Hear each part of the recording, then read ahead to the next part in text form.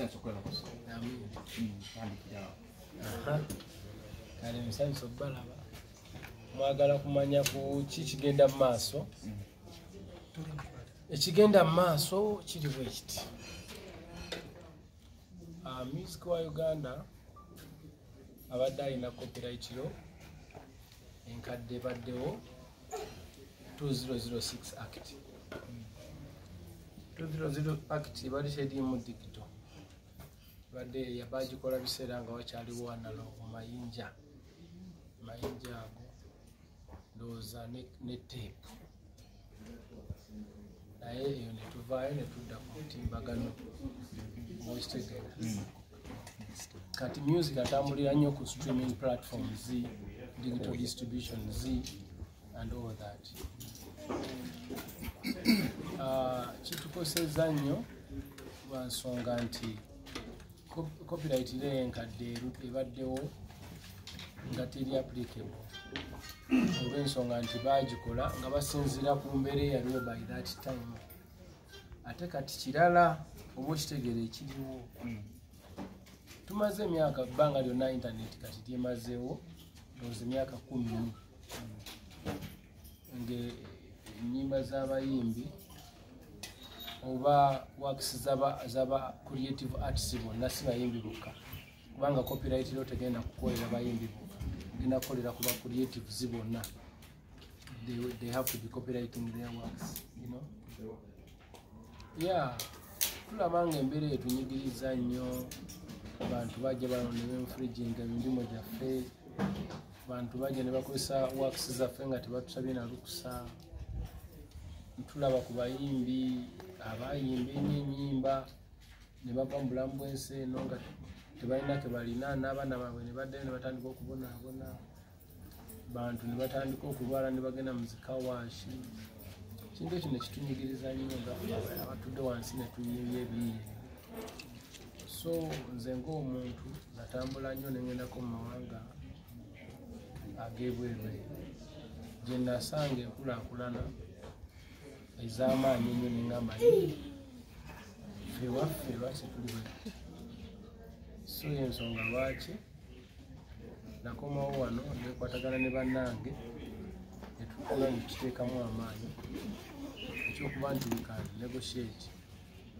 with all the stakeholders including the government okulaba nti we can at least have copyright law amended to 2025 act at least.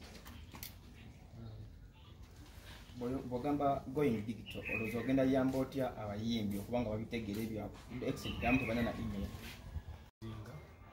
balina okubeerawo sensitization y'amaanyi oba emisomo egy'enjawulo okusomesa ba owners okusomesa even listeners radio owners all music stakeholders ab'enjawulo sina bayimbi bokka balina okubeerawo sensitization okusomesa abantu ekintu kino tusobole okuba nga ffenna tukolera wamu okubanga buli omu tanyigiriza munne. Uncle Eddie, ekisookera ddala document gye twalabye etambula ku social media eraga nti etteeka lyateereddwawo lyatandise dde okola oba terinnaba? Terinnaba lina okuyisibwa mu lina ogenda mu parliament. Then parliament olaba mu meeting mwalimu right honorable deputy speaker awulirize alabe naye ayinza atya okuko atubuulire atugaidingemu kubanga bannabitone beetaaga etteeka lino urgently. Yes, so naye nga kyo president ye yakoze ki yamaliriza ogugwe ogwa ku approving system that is going to be managing the copyright law era natu blessing to the parliament. Etteeka lino ligenda kuba lilondoola music w'abana Uganda yekka oba n'abayimbi ab'enjawulo? Music yenna. Sina music yekka bonna bannabitone bonna as long as abayiiya they are all going to be protected. Mbaddeko ne station manager omu wa radio n'angamba nti Musoga tetusobola na kusasula abakozi be tulina ate tugatteko n'okusasula abayimbi n'agamba nti bajja resort nga kuzannya music ava ebweru tekigenda kwongerako sabayimbi music yenna bamusasulira si music wawaleka music yenna bamusasulira the only difference mu copyright mujja kuba mu percentage nti Oweri akkirizibwa azanyisibwako percentage bweti nowawana akkirizibwako kuzanyisibwako percentage bweti wabadde okukisatisa nga bakisatisa bapcoming singa neteeka linayita mugenda kukiraba libakosezaawa tebalina we libakoseza kubanga ate era mubamu promotional rights and all that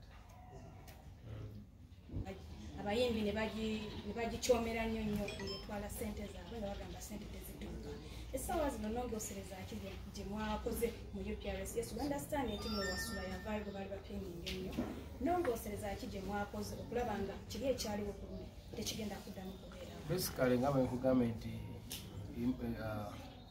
amendments zino ezisinga zikwatagana na mulembe guno gwe tulimu ogwa digital nze ekintu kyeyabadde aconfirming alabe oba kikola it was copyright management you understand kati eyo platform egenda okuba nga emanaginga copyright not digitally yegenda okusolvinga ebizibu ebyo byonna kubanga abantu bagenda kuregisteringa music waabwe from the start okola oluyimba lwo n'ogenda n'oluregisteringa omala oluregisteringa n'ofuna ownership bw'ofuna ownership then n'ogenda n'odistributinga nga mwawudde bulungi nti producer afuna kino songwriter afuna kino singer afuna kino oba okitegeera nga byonna byerambuludde bulungi wano wabaddewo obuzibu bw'omuntu acollectinga atya ate bagaba batya but this time around kigenda kubeera kiri kubanga wagenda kubeerawo devices tracking plays abaana bakubiddeko ne bakwebazaako ku mulimu gwe watuuseeko kozi buli omu abadde ng'avaayo awooza nwanira copyright bakubiddeko ne bakwebazaako oba ne bakwebuuzaako ki ekigenda okuddamu bangi nnyo banneebazizaako naye nange mbeebaza kuba nabo babaddewo olugendo luno si lutambudde bwomu lutambudde n'abayimbi bangi abasobola okukitegeererawo ate n'abatakitegeererawo si banenye oba n'abatanakitegeera ebiseera ebisinga buli muntu alina engeri gya processingamu with the time they will know what we have done tebayinza kitegeera kati abamu kujjaku nga kisoose kitandika okuzaala ki ebibala abalala bo bakitegeererawo era bannebaziza n'abatwitinze n'abakoze luvidiyo mwabalabye naye abatanakitegeera its fine bajja kitegeera kuba ebiseera ebisinga mwenna bali wano mwasomako waliwo omuntu ategeera mu kiraasi waliwo omuntu ategeera nga maze kubuuza mukwano gwe waliwo omuntu ategeerera ewaka muomwanga waliwo atategeera ddala oza okwongereza ku ekyo emirundi egisinga baba balesewo enkola empya bweti bagenda n'omulembe omuntu ali eyo nga were mukaabya agenda ganywa atya mu mbeera eno nga ennyimba zetulina okukola zirina kuba mpya nga ate yasuubira kulya ku nkadde ekisookera ddala kati n'abantu bonna abaali batunda miziku waabwe abo bayimba edda bagenda kufunamu lwansonga luli ennyimba ezo baali bazitunda naye nga ndowooza omuntu bwagula copyright it takes like around 50 years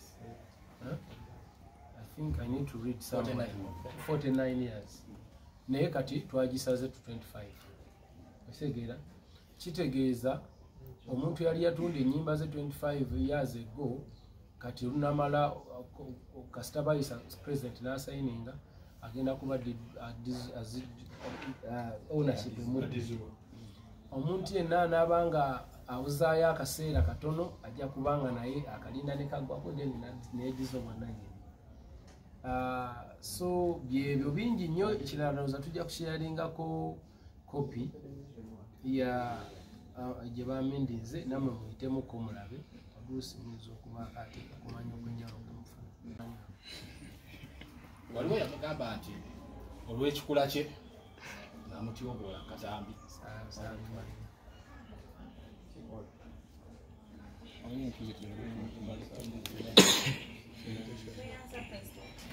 byavuddeyo n'asuwenga Alex Mohanji nsonga za copyright kitegeeza nti bo mu kulaga okwabwe balaga nti etteeka likola already kino kigenda kugonjoola kitya ensonga zino ezitambula ensangi etteeka libaddewo nga bwe nagambye maybe but it is applicable to bintu bingi, most especially digital, where we operate most right now.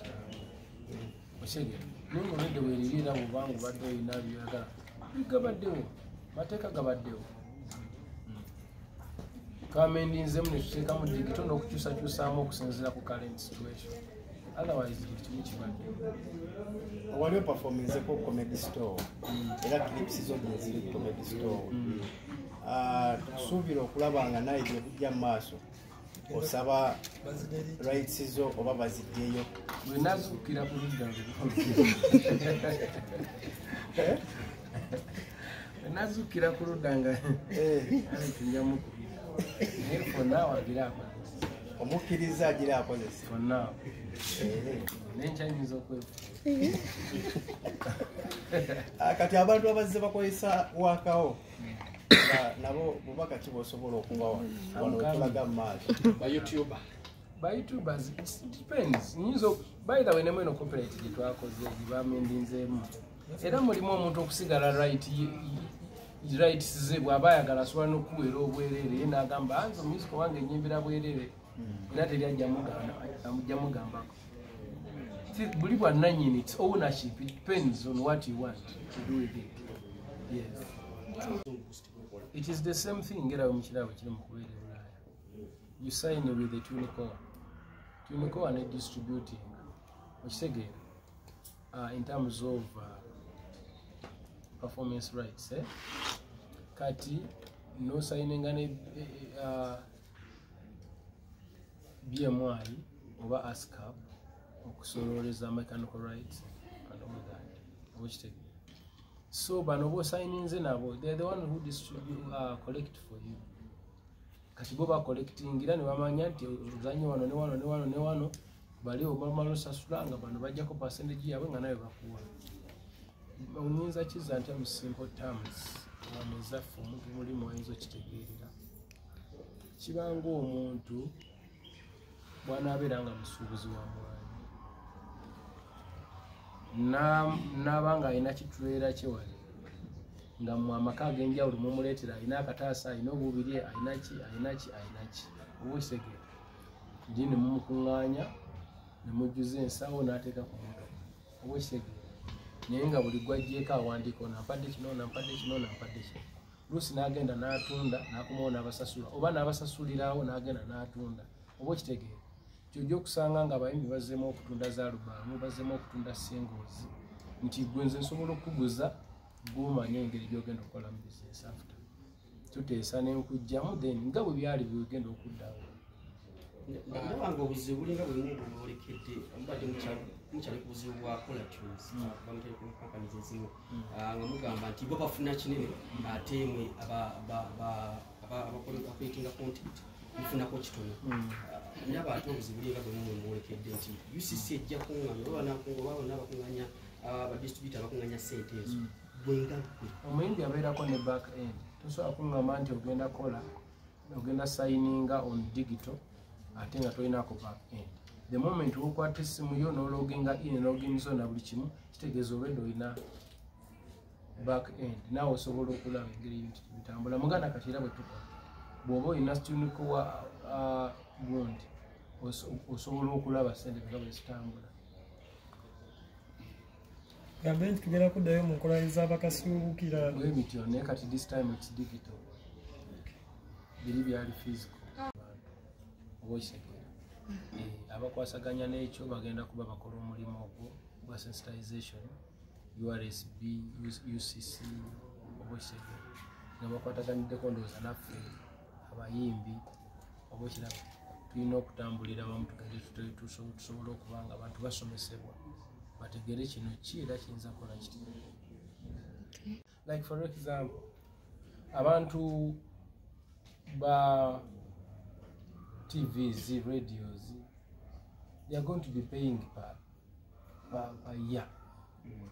But government omwaka mulambe ennyimba z'abayimbi zonna ogenda kuba ozikubira $2,000 really kuzinga naawe oli mukoddo bukoddo oba oli muyaali bagambye nti ennyimba zonna gwe kubira $2,000 omwaka mulamba okitegeera bo bali aba distributors they will distribute according to listenership okitegeera ng'era ogamba mbuno bannange nedda gweoyagala kuzanya bya bwereere byaleeta kimakinga sense teri muntu gwe bagenda kusaba bukadde bwa nsimbi leeta miliyoni 5 leeta 2 leeta 10 no jinja n'obutawera mitwalo nga kubeera bibaddewo nga babasaba ndowooza mitwalo license bali tebasasula meka bali tebasasula sente nyingi I will find out naye abantu just ekintu kyonna ekikwatagana n'okwewagira tebakyagala bwagazi naye nga temuliimu nnyo ekintu kitiisa bantu ate omuntu gwe batagenda kusaba kati nyimba basaba sente sinewandola tewera wekitegeera naye ndowooza abantu tebalina culture yakwewagira but so many people are happy for us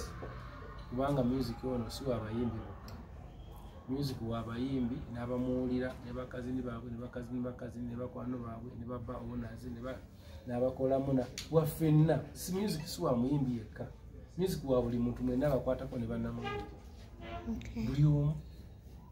Mr. President, ekyokozesa amagezi ga tekinologi mu tteeka lya copyright babayimbi bakitegeera batya era olowooza kiyinza obbayamba? Kiri kyenkugambyeko nti